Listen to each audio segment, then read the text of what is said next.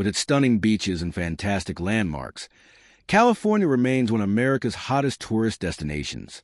In star-spangled L.A., people chase their dreams, while San Francisco houses some of the state's most recognizable sights, from the Golden Gate Bridge to Alcatraz Island. But beneath the glitz, the glamour, and the desert heat lies an average of 20,000 unsolved missing persons cases and about 48,000 unsolved deaths. In today's episode, we'll be exploring two horrific unsolved cases from California. Pearl Pinson. Pearl Jean Frances Pinson is described by those who knew her as a loving soul and a girl who loved to laugh. An avid fan of skateboarding, makeup, guns, and roses, and spending time outdoors, Pearl was a pretty average teenager attending Jesse Bethel High School in Vallejo, California, when she went missing one spring morning.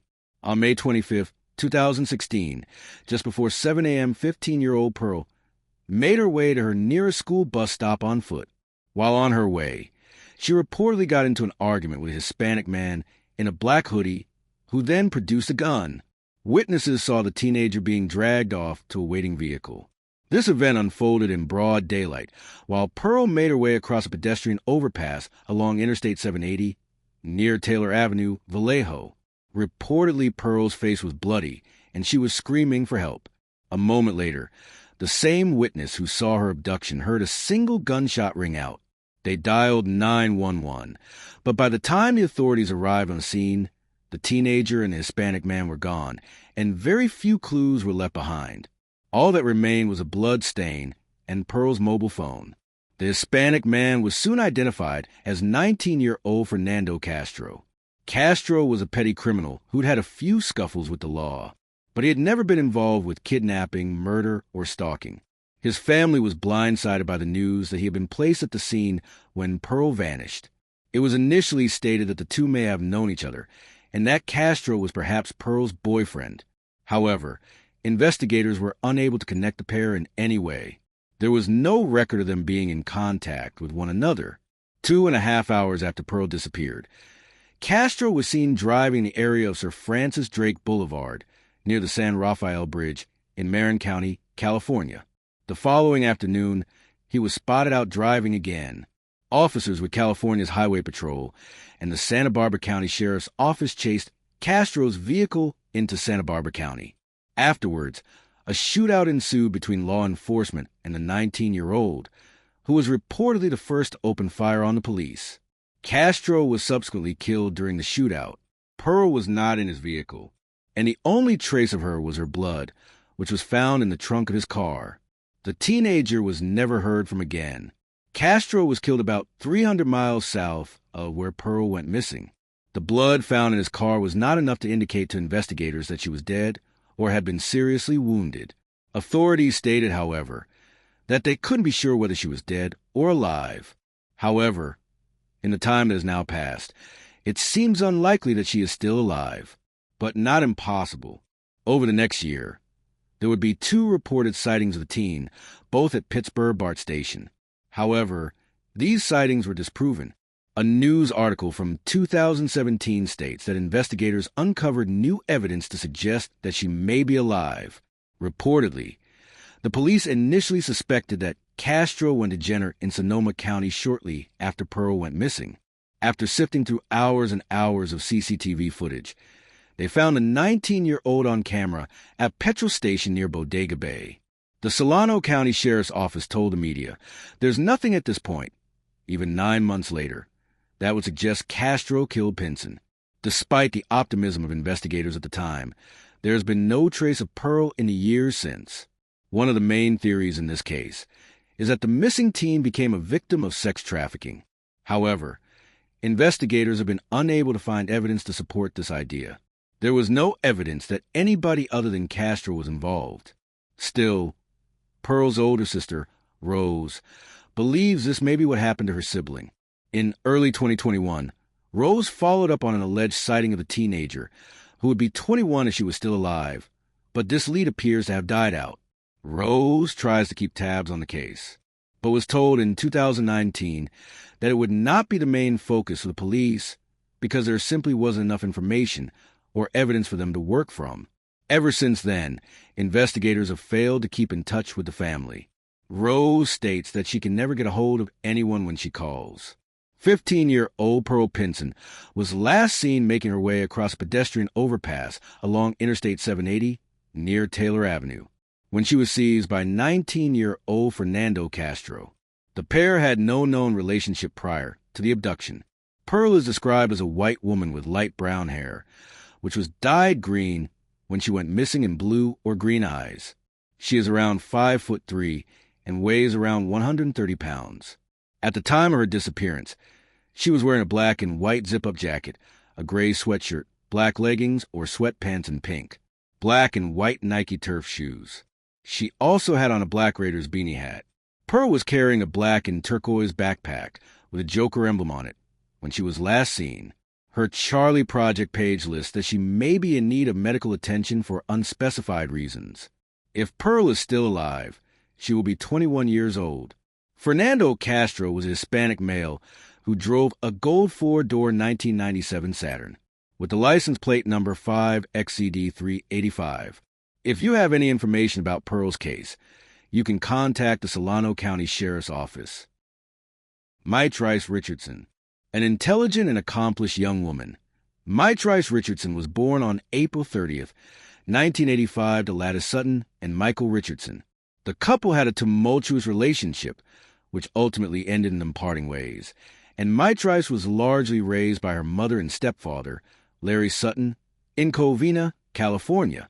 After attending South Hills High School and successfully graduating, Mitrice went on to gain a Bachelor of Arts degree in psychology in 2008 from California State University in Fullerton. In 2009, she was an intern for a forensic psychologist and was a part-time employee of an LGBTQ+ strip club. According to some reports, Mitrice had split from her girlfriend of 2 years at the time of her disappearance. On the evening of September 16, 2009, 24-year-old Mitrice entered Jeffrey's restaurant in Malibu, and as she ate a steak and drank a cocktail, began exhibiting what staff described as bizarre behavior. She attempted to join another nearby table talking unintelligibly about astrological signs. She then returned to her own seats to eat, but joins the table again later, announcing that she planned to go to Hawaii and informing the group that she would contact them once she was there. Shortly afterwards, the group, who found her odd but not rude or irritating, left. Mitrice attempted to leave too, but was stopped by the manager, who questioned her about how she intended on paying her $89 bill. Mitrice claimed that the group should have paid for her, but the staff explained that they hadn't. The 24-year-old then made a comment about settling the debt with sex and something about how she was from the planet Mars. While looking for any cash she may have on her, Mitrice emptied out her pockets and pulled out a joint. At this point, the staff at the restaurant called the police, noting, quote, "She sounds really crazy. She may be on drugs or something." The L.A. County Sheriff's Department responded to call and assessed her condition. After administering a sobriety test, they determined that she was neither intoxicated nor under the influence of any drugs. Mitrice was subsequently arrested on charges of suspicion of not paying for the meal and possession of less than 1 ounce of marijuana. According to the arresting officers, the 24-year-old's possessions, including her mobile phone, handbag, and cash, were secured in her car before they left the scene. The car was then towed to a tow yard on Pacific Coast Highway. Mitrice was detained and booked at the Lost Hills Sheriff Station, about 10 miles up Malibu Canyon. Following her arrest, Mitrice attempted to call her great-grandmother 4 times. It was the only phone number she had memorized. Police officers stated that they heard her having a conversation, but Mitrice told them that the phone never rang, as the calls had been carried out on a non-recording line. Because the regular payphone used had broken down, there's no way of knowing which party was correct here. When Mitrice's mother caught wind of her daughter's imprisonment, she became very concerned. However, staff at the station reassured her that the 24-year-old would not be let out until the morning. However, that isn't what occurred. At 12:28 a.m., Mitrice was released. She had none of her possessions, was in an area she was unfamiliar with, and had no way of getting home. A spokesman for the police stated that she had been released because she exhibited no signs of mental illness or intoxication. The young woman also reportedly declined to wait in the lobby. Several hours later at 6:30 a.m., retired news anchor Bill Smith spotted the 24-year-old in his garden. Smith resided in Montanito, a community of private hiking trails and horse properties at the bottom of Dark Canyon, about 6 miles west of the Lost Hill Station. Smith opened his window to ask if she was okay, and Matrice told him that she was resting. He called the police afterwards, but the 24-year-old was gone by the time they arrived. Her mother immediately knew that something was wrong, but officers at the station told her to wait a few more hours before reporting her missing. It wasn't until the early afternoon of the 17th that a be on the lookout alert was issued from Matrice. But Matrice was nowhere to be found, and no trace of her was discovered in the months following her disappearance. After she went missing, her family attempted to gain access to the tape from her jail cell, but Captain Thomas Martin of the LASD told them there wasn't. There is no videotape of any kind, he would later tell the media. However, for months later, in January 2010, Martin admitted that actually the tape did exist. It was in his desk drawer. Notably, by the end of that month, the captain had been promoted and transferred to a station over an hour away. A further 3 months passed before the family were finally able to view the videotape. This was, according to the police, due to technical delays. Lattice recalled watching the footage and noting her daughter seemed agitated and distressed. According to the family, the tape had been edited. This left them wondering what had been cut out of the original recording. Reportedly, in one moment, Matrice was seen holding a piece of paper, and in the next, it was crumpled on the floor. The LASD never clarified why the video had been edited. However, this incident was just one in a string of bizarre and suspicious actions taken by the police during the course of the investigation into Matrice's disappearance and subsequent death. While watching further footage of Matrice, which showed her exiting the station, the family noticed a deputy leave just 2 minutes after her from another door. Nobody at the LASD would reveal the man's name, though. Matrice's father, Michael, stated, "Of course it makes me suspicious. The guy leaves the building right after my daughter, and they don't tell us anything about him. He could have abducted her, offered her a ride to the impound lots, left her for dead, and come back for her. Maybe he didn't see her. The point is, why have they been hiding him? It's their job to get off their donut-eating asses and find the truth." A journalist for LA Magazine, Mike Kessler, was able to uncover this officer's name. The man was apparently transferred less than 6 months after Matrice's family had viewed the footage of him exiting the building. When approached by Kessler, the man told him, "Unfortunately for you, dude, I wasn't there." He then hung up the phone. Kessler was determined, however, and managed to speak to the officer again. This time the man claimed that he couldn't recall being at the department that night. He told Kessler, quote, "The night this nonsense happened, I was one of the guys that kept away from this, minding my own business." On January 9th, 2010, a search was carried out by the LASD. It was one of the largest scale searches in the history of the department. Over 300 volunteers trained in search and rescue operations participated, exploring 18 square miles of Malibu Canyon. Both air and ground searches were carried out, and the volunteers examined creeks, trails, and ridges. Later that year, on June 5th and 6th, more searches were carried out with over 100 private citizen volunteers taking part. Still, Matrice's location eluded searches. Just after 12 p.m. on August 9th, 2010, rangers in Dark Canyon, who had been checking on a marijuana farm that had recently been cleared by law enforcement, stumbled across Matrice's remains. There were no official footpaths in the area, and it was extensively covered in poison oak and awkward boulders, as well as other irritable plant matter. Matrice's body lay upslope from a creek bed. Her remains appeared mummified. The rangers quickly called the police. At 1:30 p.m., a Lost Hills deputy arrived at the scene. It was almost 3 p.m. by the time the coroner was notified, even though he should have been informed immediately. At around 5 p.m., the coroner was sent from an area above the canyon to the Lost Hills station to wait for an airlift, and by 5:20 p.m., 2 detectives had been airlifted to the crime scene. A further 1 hour and 40 minutes passed while the coroner awaited the helicopter. The police later said that the airlift had been delayed while the helicopter was used to help search for a missing hiker. At 8 p.m., as the sun began to set, Mitra's remains were collected by detectives and airlifted back to the station. This was against the direction of the Assistant Chief Coroner, Ed Winter, and the state code on the matter, which stated that a body shall not be disrupted or moved from position or place of death without permission of the coroner or the coroner's appointed deputy. In total, the LASD had access to the remains for over 6.5 hours before they moved them without the approval of the coroner. A veteran of the LAPD, who was interviewed by LA Magazine, bluntly commented that the act of moving the body from the scene without the coroner's permission was, quote, ass backwards.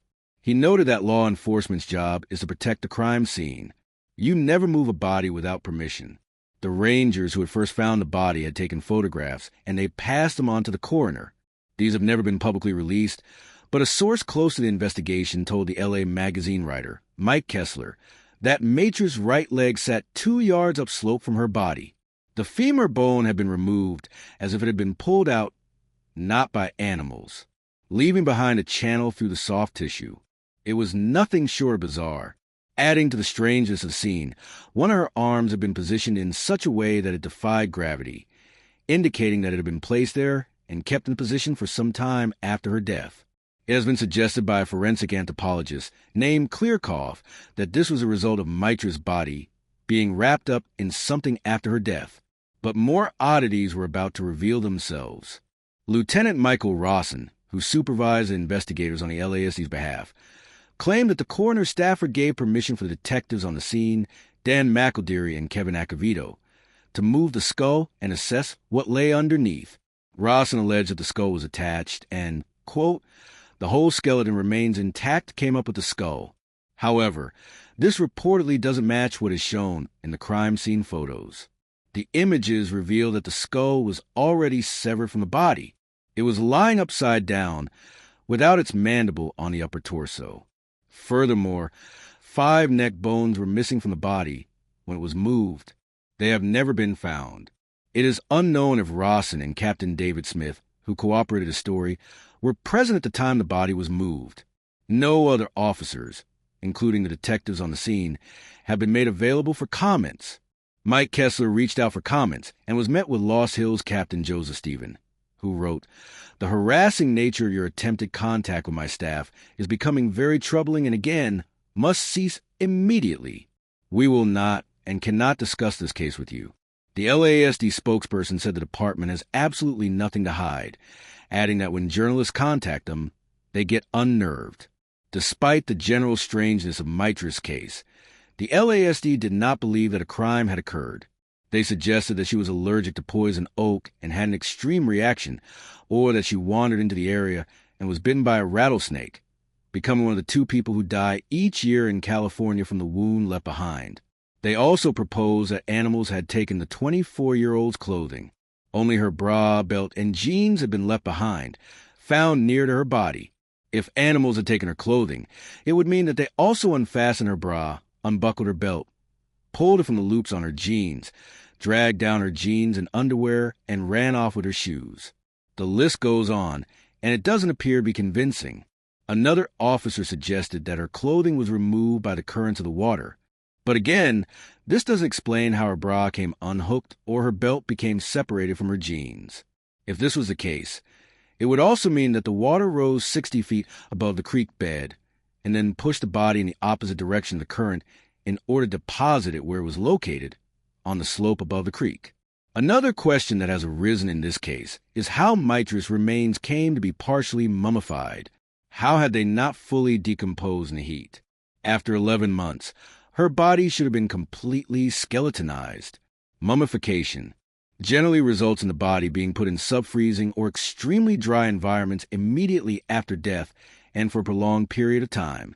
Forensic anthropologist Klearkoff, who noticed Mitra's posed arm, told LA Magazine, you got the naked body of a woman who you know was in a vulnerable state within 2 miles of where she was last seen in an area with which she had no expertise in an unexplained position. Usually, the default move would be to consider this a homicide, at least until you can rule it out. On the face of it, she was killed. It sounds like someone abducted her, killed her, and at some point dumped her body. The LASD sheriff at the time, Lee Baca, however, disagreed. He stated at a press conference, "This seems like a particularly odd thing to say when we examine the fact that the coroner's office appears to also have been negligent in its duties. Hair that was found near my mitra's body on the ground was not tested. It is unclear if it belongs to the 24-year-old or if it came from someone else. Furthermore, an earring that mitra's hadn't been where it was found in the hair on her scalp, as well as some kind of metallic debris. But neither were tested. Though bug egg casings were found on the remains, the casings were not examined further. It is unknown if they were from a native insect that lived in the area or if they'd come from somewhere else. Mitra's pubic hair was left untested for foreign DNA or semen. Both the vegetation around her body and her clothing was not examined, and neither her brain nor her skull were thoroughly investigated for trauma. While the 24-year-old's teeth reportedly appeared pink, which was a sign of strangulation, this couldn't be confirmed. Because the hyoid bone remained missing, along with the other neck bones as mentioned earlier. The area was searched for a second time 6 months after the body was found, but has not been looked at again since. One of her fingers was found by friends and family, who went to the scene to set up a memorial in the months after Mitra's demise. In December 2010, Sheriff Baca announced that the FBI planned to examine Mitra's remains. However, it soon emerged that they did not plan to do this and had never agreed to do so prior to Baca's announcement. Still, on July 13, 2011, the body was exhumed and taken to the LASD crime lab, but it is unclear what came from this examination of the body. In such a strange case, it seems that anything could be possible. Mitra's may have had a mental break and wandered off into the wilderness, or something more sinister could be afoot. Perhaps the police are attempting to cover themselves because they have been responsible for a mentally unstable young woman and dropped the ball. Or perhaps there is more to it than that. Evidence in my Mitra's diaries and text messages revealed that she was bipolar and had not slept in 5 days at the time of her disappearance. It is likely she was suffering terribly when she was released from the Lost Hill station that September night. Letice, the 24-year-old's mother, believes she met with foul play. "My Teresa is not a hiker," she said. "My daughter is a city girl. She did not wander into that canyon. I believe she was suffering from mental illness, and somebody took advantage of that. I believe she was possibly raped, definitely killed, and eventually dumped." An independent investigation into the LASD's handling of the case revealed that they had done nothing wrong, and so no action was taken against the department. Following the discovery of Mitra's body, however, both parents sued the LASD for releasing the young woman. They each received $450,000. Mitra's case is still unsolved, and a $10,000 reward was recently reinstated. Anyone with information on Mitra's death can contact the LASD at 213-229-1700. And there you have the facts. Please leave a comment down below with your own theories and speculations. And remember to like this video and subscribe to support the channel. Thank you for watching. Stay alert, stay safe, and I'll see you next time.